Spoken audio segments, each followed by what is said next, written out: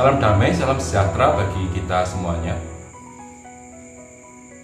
Pembahasan kita kali ini adalah mengenai mengapa perlu jasad, rasa, dan guru yang sejati dalam perjalanan leluhur.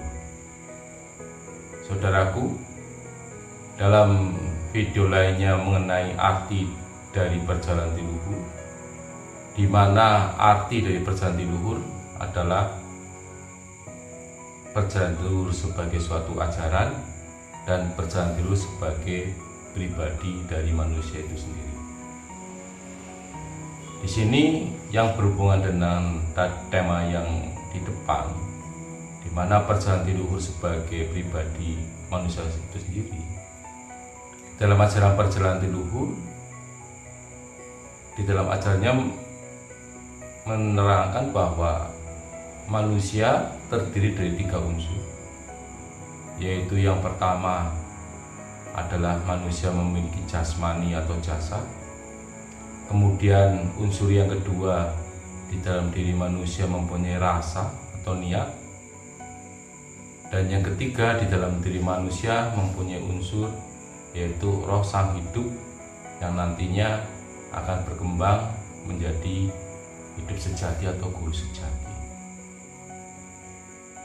Nah, di dalam ajaran perjalanan leluhur, 3 unsur ini dari jasad, rasa, dan roh atau sang hidup diharapkan menjadi sesuatu yang sejati. Mengapa perlu yang sejati? Untuk sejatinya silahkan ditonton dalam video tentang arti perjalanan leluhur. Nah, di sini akan kami coba terangkan mengenai lebih luas dan lebih dalamnya lagi tentang perlunya jasad, rasa, dan hidup atau guru sejati. Jadi di dalam ajaran leluhur memang membentuk manusia agar jasadnya sejati, rasanya sejati, dan guru sejati. Di mana rasa sejati ini adalah yang secara umum dikenal dengan rohani. Sedangkan guru sejati secara umum bisa dikenal dengan hati nurani. Mengapa perlu jasad, rasa, dan guru sejati? Sebab manusia itu sama dengan makhluk-makhluk yang lain, di mana makhluk lainnya, khususnya misalkan binatang yang mempunyai jasmani, mempunyai rasa untuk manusia atau rohani, dan punya naluri, dan di dalam makhluk lainnya yaitu binatang misalnya juga mempunyai sang hidup. Nah, di sini mengenai manusia yang mempunyai 3 unsur yang harus sejati ini, misalkan diibaratkan begini. Ada sebuah gelas yang berisi air bening dan di dalamnya ada satu titik energi atau cahaya. Demikian pula manusia.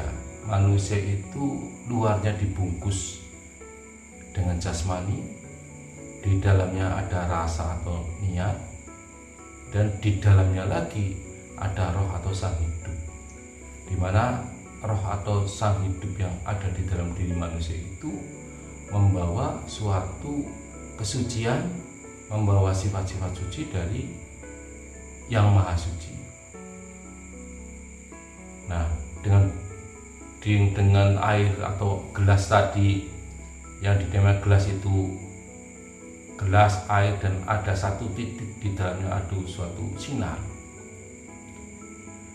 Nah, kalau jasmani kita kotor, kemudian rasa kita kotor, maka kasihanlah sang hidup yang membawa sifat-sifat suci itu tidak bisa menerangi dari diri manusia itu sendiri. Diibaratkan suatu gelas yang tadinya bening, kemudian airnya juga bening, dan di dalamnya ada satu sumber cahaya. Sedang cahaya itulah yang bisa menerangi sekitarnya, yang bisa menerangi kehidupannya. Demikian pula dalam pribadi manusia yang terdiri dari 3 unsur, yaitu jasmani, rasa, dan di dalam ada sang hidup membawa suatu sifat-sifat suci atau membawa kesucian.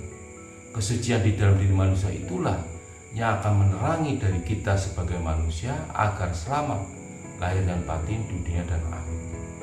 Dan dari rasa suci yang ada di dalam diri manusia itulah yang akan membimbing kita, yang akan menuntun kita, sehingga kita bisa menemukan jalan yang benar dan yang sebenar-benarnya, bisa berjalan di jalan yang terang dan lurus dengan sebenar-benarnya, hingga diri kita bisa selamat lahir batin di dunia maupun di akhirat.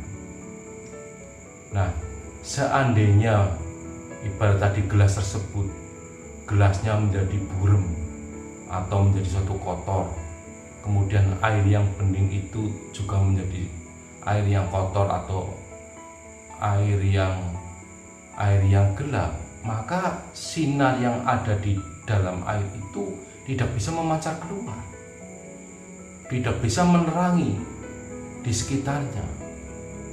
Maka terkungkumlah, terbelenggulah sinar yang ada di dalam air tersebut oleh kegelapan yang disebabkan dari air yang bening menjadi kotor dan gelas yang bening menjadi gelas yang kotor.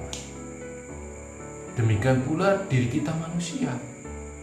Apabila jasmani kita kotor, batin kita kotor, maka rasa suci atau kesucian yang ada di diri kita akan tertutup dan terbelenggu oleh kotoran-kotoran jasmani dan oleh kotoran-kotoran dari batin atau niatnya yang ada di dalam diri manusia itu.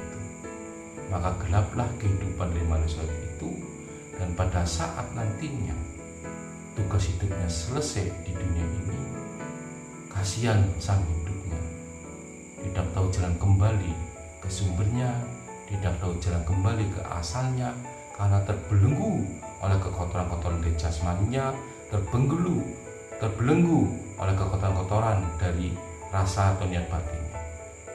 Oleh karena itu, di dalam ajaran perjalanan luhur, perlulah untuk membentuk suatu jasad yang sejati, rasa yang sejati, sehingga sang hidup atau rasa suci yang ada di dalam diri kita bisa menerangi kehidupan kita menjadi suatu guru sejati.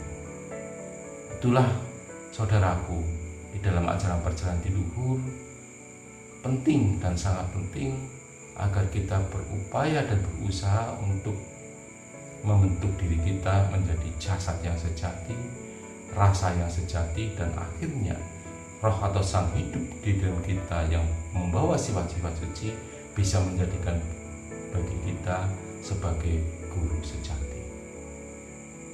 Di dalam ajaran perjalanan di luhur, untuk mencapai itu banyak proses secara ritual dan spiritual. Untuk lebih jelasnya silakan tonton di video-video selanjutnya. Demikian, kurang lebihnya kalau ada kesalahan saya mohon maaf. Nanti bisa kita perbaiki di video-video lainnya. Sekian dan terima kasih.